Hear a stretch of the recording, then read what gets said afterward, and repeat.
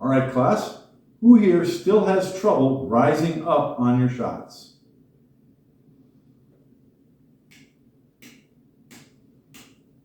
I have been rising up on my shots for over 40 years.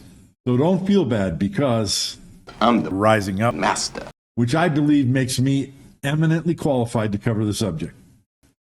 First, let's look at what is rising up and why it's bad for your game. Then I'll present the three primary causes, along with some symptoms for each and solutions for each. Rising up on your shot is really a subset of body movement. Here is a much younger me. Notice how my body is still during the warm-up strokes, but on the final cue stick delivery, my head moves up before the cue tip strikes the cue ball. And then my head continues rising before the object ball even reaches the pocket. Look again and you'll notice it's not just my head, but my entire torso that moves up from the waist. Other types of body movement are lifting the head, twisting the head, falling down, or dipping. Pool is not an action sport, but a precision sport. It's a game of millimeters or even fractions of millimeters. If anything other than your shooting arm moves during the shot, precision goes out the window. But more than that, learning to play well with body movement, as I did so many years ago, complicates everything. And it takes more time and effort on every shot, and it falls apart easier under any kind of pressure. I mentioned that body movement issues fall in three general causes, and those are stance, shot routine, and mental aspects of the game. I'm going to give you rapid fire symptoms that you can identify with each of those three causes, along with a solution and a way to train those solutions for each one. Now, there'll be some crossover because not every symptom falls neatly into one of those causes. But my hope is that you'll be able to identify with at least one or more of those symptoms and get some value from the solutions and training provided. The old-time pool players typically stood with their head 1 to 2 feet above their cue stick. And the theory behind that is that they were almost always playing straight pool, and there's an advantage in straight pool being able to see above the balls and look down on the balls. Now, I don't know whether that's true or not, but I can tell you this. If your stance has your head 1 or 2 feet above the cue stick, you don't need to rise up on the shot because your head is already up. So that doesn't help us today because almost everyone today shoots with their head very much closer to the cue stick, if not with their chin right on the cue stick. Another advantage to that old-time stance, it's similar to the advantage that you get by standing higher on your break shots in 9-ball, is that you have more leverage to generate more power coming from your shoulder through the ball. When we're much lower on the shot, there can be the tendency to want to really heave at that shot when you need a lot of power. And when you do that, it can cause lifting and cause your body to move. The solution to that is to realize that power in your pool shots doesn't come by contracting your muscles harder. It comes by giving your cue tip more time to accelerate. So if I know I want to hit a shot harder, if my regular stance is here, what I want to do is move my grip farther back on my cue stick and then give myself a longer bridge. Now I've got more time from here to till my cue tip hits the cue ball. And so the way to train this is by deliberately practicing to pull that cue stick back slowly and then just let it go smoothly through on the follow through and keep your head still. You can film yourself doing this and then play it back and just see how still did my head remain. One of the most common symptoms related to stance has to do with the feet position. You want your stance to be comfortable. What does comfortable mean? Comfortable means that once you get into your stance, you could stand there like that all day long, like you're waiting on a bus. Now, what does comfortable mean? Comfortable means that it's balanced front to back. when you're doing your warm-up strokes, and then when you're doing your final stroke, your cue stick is moving back and forth. Now, it may not seem like it, but every time it moves back, that's making some momentum, some energy moving back. And your body has to resist that. And then especially when you shoot, that's energy or momentum going forward, and your body has to resist that. Now, the typical pool player stance has the forward foot farther in front than the rear foot. Snooker players, or those with a more square stance, the feet are more even as far as the distance to the bridge. And then those players are putting more weight on the bridge hand so that when their cue stick is thrown forward, they're able to resist that momentum. So a balanced stance is resisting any backward and forward momentum. The way to look at your stance is look at the angle of the forward leg. If it's perpendicular to the floor, or especially if it's angled forward, you don't have any means to resist the throwing of the cue forward. And you're going to want to resist that momentum by lifting up. So when you develop your stance, we're not going deep into the stance mechanics, that's a topic for another video. But one thing you're looking for is when you get into your stance, the angle of the lower part of your forward leg should be angled backward. Then you can resist the forward motion of your cue stick without rising up.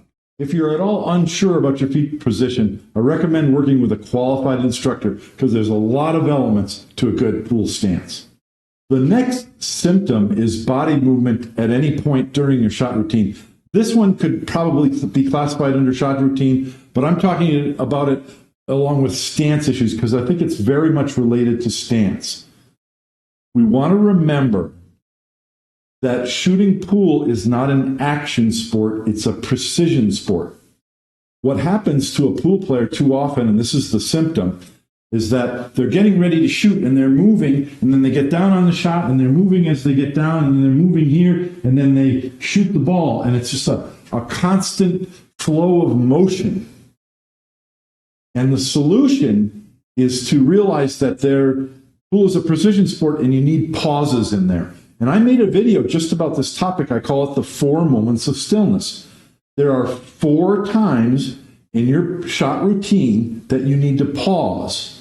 The first is when you're standing behind the shot, just before you enter the shot. You want to stand there and pause. The second one is after you get down on your shot, you want to pause at the cue ball before you begin any warm-up strokes. This is a real common one among players of all skill levels, is they'll get down on the shot and they begin their warm-up strokes right away, even before they're fully down on the ball. The third moment of stillness is after your warm-up strokes and you're ready to shoot, you need to pause at the cue ball. Then pull your cue back and shoot. And then the fourth pause is right there. After shooting, you want to pause again. So there's a total of 3 pauses, 3 moments of stillness while you're down on the shot. So those 3 pauses break up the motions, the action of your shot routine. It breaks up the shot entry from the warm-up, from the delivery, from the moving to the next shot. The way to train this, there's a couple of ways. When you're shooting a drill, maybe the Mighty X drill or something, set up a video camera and or a stopwatch or count to yourself a minimum of 2 seconds. So if you're training this, you would go 1001, 1002. Enter your shot. Notice I don't start counting until I'm all the way down in my shot. 1001, 1002. Now my warm-ups. When I'm ready to shoot, 1001, 1002. Slow backstroke, follow through, 1001, 1002. Now I'm allowed to stand up from the shot. So that's one way to train. Another way to train, this is kind of an old school method, that a lot of people do is chalk your cue, get down on your shot, put a piece of chalk on your head.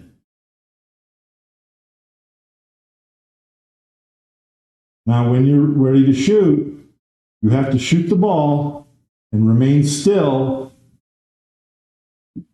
then take the chalk off your head and stand up. So if that chalk falls off your head or moves at all, you've moved during your shot, and that's not allowed. So it's a kind of a conscious tactile thing that can remind you to stay still. Another issue with stance, which also has its origins in the mental game, but as far as the stance goes, what some players can do is when they're ready to deliver the cue stick, when they deliver the cue stick, their head lifts up like that. So we'll talk about that again in the mental section. But what can happen as far as your stance, the arm isn't the only thing that moves when you're down on the shot. The other thing that moves is your eyes. Moving my eyes from the cue ball to the object ball, cue ball to object ball, cue ball to object ball. If your head is pointed down too much, then when you look at the object ball, you have to kind of move your head up. And then especially when you shoot, you're going to feel like you have an urge to raise your head so that you can look up. So the solution to that is to get your head into a position where it's already up and your eyes simply shift down to the cue ball and then up to the object ball. So that when you shoot, your eyes are already up, your head is already up, and you won't feel the need to rise up on the shot. Now, I'll say once again that getting your head in this position is related to other elements of your stance, where your feet are, your hips, your shoulder rotation, your torso. All of those things factor into how you're able to hold your head. So don't be afraid to consult with a qualified instructor to help you get your head over the cue stick and upright so that your eyes can shift between cue ball and object ball without ever moving your head. Another way to train when you're practicing your shots, pick a point on the wall beyond the pocket. When you shoot, that point shouldn't move. If that point moves like this after you shoot or during your shot, then you've lifted your head. So it's a way to train, keep your head still. There's one more stance issue to be aware of, and that's clearance. It's a little bit more rare, but it could be an issue. When we talk about clearance, we're talking about the amount of room between your grip and your hip or your leg. So if your grip on your cue is right next to your body like this, you don't have room to swing your cue stick, and it can lead to a desire to move your body out of the way or lift up to create room to swing your cue. So that's something that you want to be aware of. Work with your instructor if you think it might be an issue. But proper clearance, you're going to have lots of room. Look how much room there is between my cue stick and my hip. So I don't have any issues. I don't have to worry about that, and I can just go ahead and stroke smoothly without lifting my body. Let's skip ahead to mental causes for rising up because there are just two and they're related. First, a mental desire to see the result of the shot can cause us to rise up to look. The solution is to make a complete decision while standing up. Visualize the entire shot. So here I want to come 2 rails out of the corner, but do I want to contact the first rail here or here or here? Make that decision, see it happening, visualize it while standing up. The other mental cause is being unsure of where the cue ball or object ball will go. The solution is to connect the result of the shot to the cue tip contact. Now I can look at this shot and notice that I want to land in this window, but not between the 15 and the 9. The window is between the 15 and the 14. So halfway between those two balls is here. That's about straight into the pocket from the 8. So when I can visualize that point, I know that if I land a little bit short or a little bit long, I'll still have a shot. Now that I've made those decisions, the cue ball contact point is connected to the ball going in the pocket and the cue ball contacting the rail at the point you chose and traveling across the cloth at the distance that you visualized. When you're down on the shot, we stay down with the cue tip and remain down to watch the object ball and cue ball from the down position. Here is an example of being unsure or wanting to see the result. Nervousness can cause head movement before shooting, and the player rises while shooting. Where's the cue ball? But having visualized the shot and connected the results to the Q-tip contact, when this player shoots, their head stays down with the Q-tip and watches the balls move from the down position. They can even move out of the way without rising up. There's another super important reason why you need to stay down on the shot, and this segues into the shot routine portion of this video. If your subconscious mind has to calculate for the change in the angle of the cue stick and where you might hit the cue ball, it's just so much more work. On top of that, when you're rising up on the shot, it's less efficient. So if I'm trying to slide my cue ball over here to get this 8-ball through that window, you're going to find that if you rise up on your shot, you have to hit it much harder than if you stay down. Why is that important? Because if you don't have to shoot as hard, then you have more precise control over a range of distance. Your stroke is going to become more efficient, and you'll have more control over the cue ball than you ever thought possible. Okay, now what you've been waiting for, shot routine related causes to rising up or body movement. I've got 4 of them. The first one is shooting too hard. A lot of players experience excessive movement because they just plain shoot too hard. Remember that the pool balls only weigh 6 ounces, and your cue stick weighs at least 18 ounces. That's 3 times as much as a pool ball. It doesn't take a lot of energy to get that round object to travel to that pocket. And the cloth has a lot of friction. It doesn't take a lot of backspin to get the cue ball to stop, even on a long shot like this.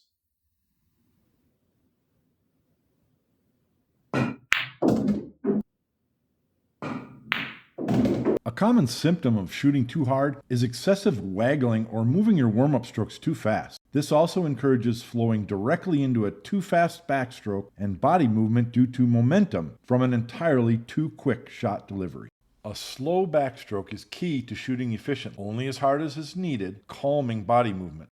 The slow backstroke is reinforced by slow, accurate warm-up and a pause at the cue ball before shooting. The result is a smooth follow-through, which does not encourage body movement. One way to learn this stillness during the motion of shooting is to exaggerate slow warm-up strokes while you move your eyes from cue ball to object ball. Then when you pause at the cue ball, close your eyes and keep them closed until the sound has stopped. Only then may you open your eyes, check to make sure your cue tip followed through perfectly straight. Training a slow backstroke and a smooth follow-through is not an overnight affair.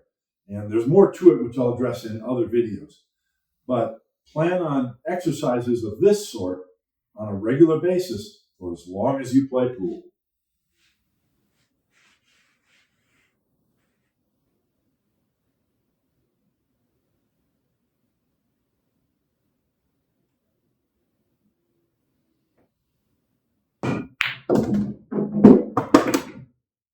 The second shot routine related cause of rising up on the shot is swinging from the shoulder.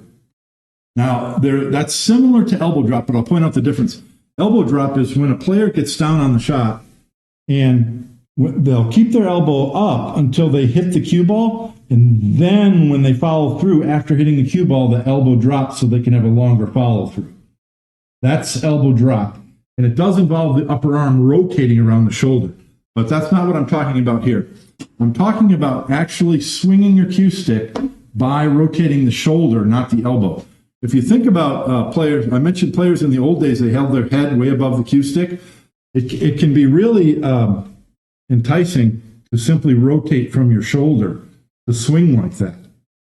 But for modern players who have their head down lower, they tend to want to swing from the shoulder, I think, because that makes it possible to keep the cue stick level all the way through the ball. And that's an enticing thing.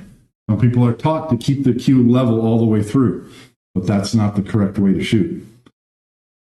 When we think about the pendulum stroke, our cue stick is at an orientation to the table when we set up to the shot. But on the backstroke, your grip hand gets higher and the cue stick changes angle. It's steeper now.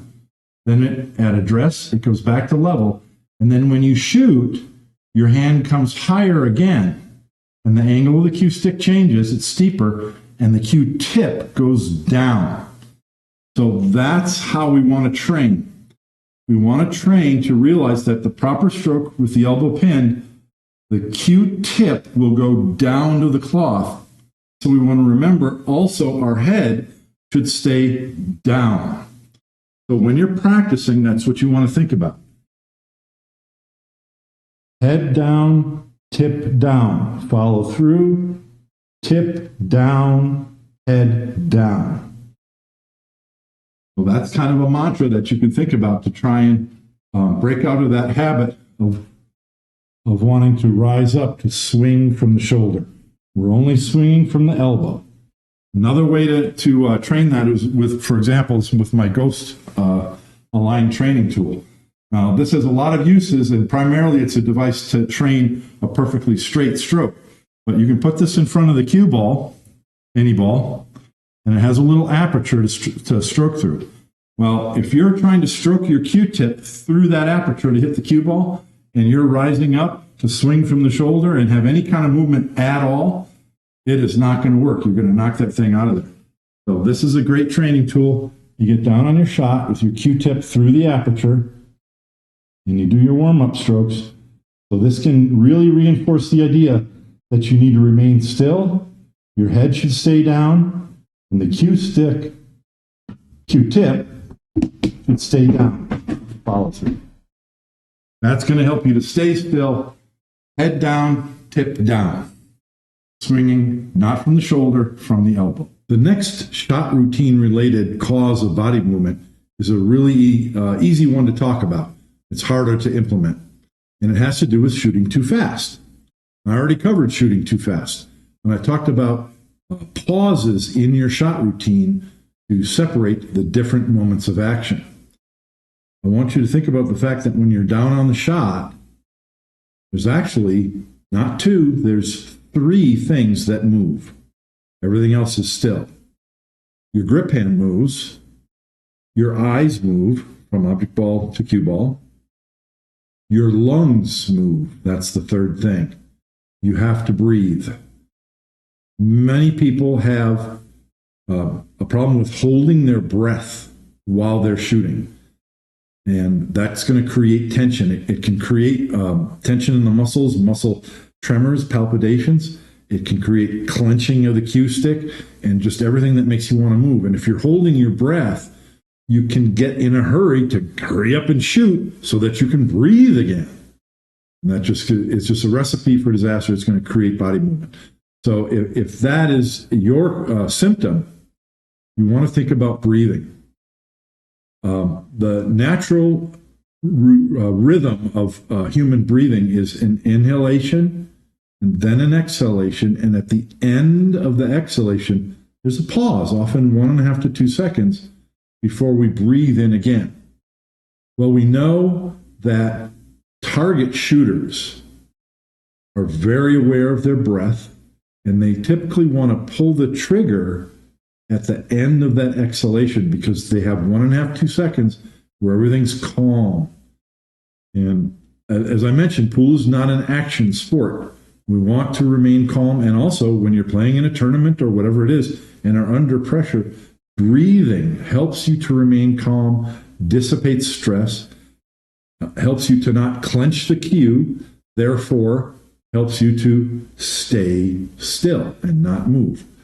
So I don't want to go deep into this, but realize that when you're down on the shot, when you're doing your warm-up strokes, when you're practicing, pay attention to your breath and develop a breathing rhythm that works in concert with the rhythm of your eye movement and the rhythm of your warm-up strokes, whatever that is for you.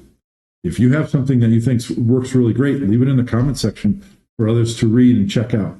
But most people would suggest that you're breathing at a calm pace, at a normal rhythm.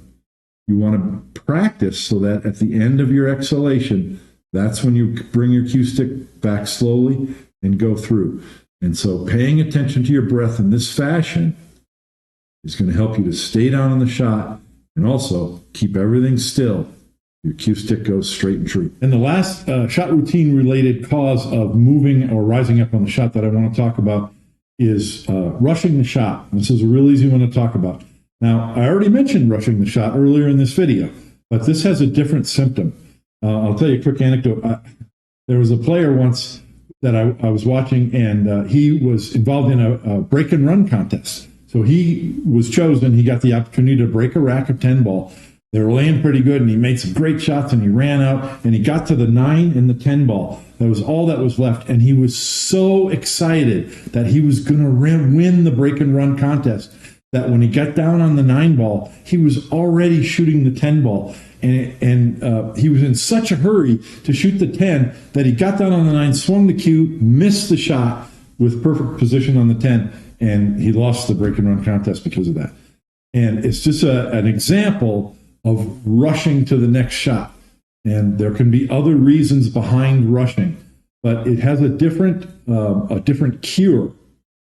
And what I want to talk about is a set position. You actually have 3 positions. So when you're practicing, you can think about this. You have a set, and then a start and a finish. Okay? When you rehearse those positions and make that part of your shot routine every single time, then you won't succumb to this desire to rush to the next shot. You're always going to be patient to finish the shot that you're on. But set, what does set mean? Set means that that's the second moment of stillness. So you have your shot routine, whatever it is, and after you are down fully on the shot, this is, golfers would call this the address position. This is your set position. So you get down on the shot and you set to the shot and you remain still at that position before you get your warm-up strokes. That's what I talked about before. But I want you to incorporate set, start, finish. In other words, you have your set position. That's where your feet are, and that's where your torso and your head is, and your arm at the address position. You do your warm-ups, and then when you do your final backstroke, the end of your backstroke is start. That's your start position. And then you follow through when you shoot, and your Q-tip finishes down and your head's down. That's your finish position. So you have set, start, finish. So if you're rehearsing that way and think about maintaining those 3 positions, that reinforces the idea of everything to do with your shot routine and your stance to stay still and complete the shot every single time. You'll never rush to the next shot. You won't rush your warm-ups either, because you can take whatever time you need to get set. Then you do your warm-ups. Then when you're ready to shoot, you bring your cue slowly to the start position, then the finish position. That's how you're going to get over the desire to rush to the next shot. It also keeps everything at a calm, measured pace. That's what you want when you're playing in a tournament and maybe you're under a little pressure. Just remember, set, start, finish. In conclusion, we learned the what and why of rising up, as well as the 3 main causes, along with symptoms, solutions, and training for each. As I'm sure you notice, there's overlap among the solutions and training, as well as benefits far beyond just staying down on your shots. So even if you don't rise up too often, everyone can benefit from the training exercises. What worked best for me was to realize that rising up on your shot isn't just one thing that needs to be fixed. Rather, it means changing your shot routine to literally depend on staying down and stillness. Don't underestimate the time and effort required to advance beyond merely not rising up.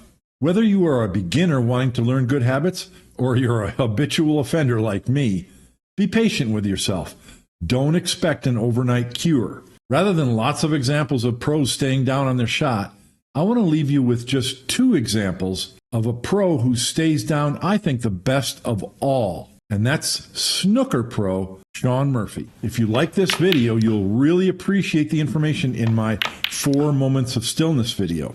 Good luck.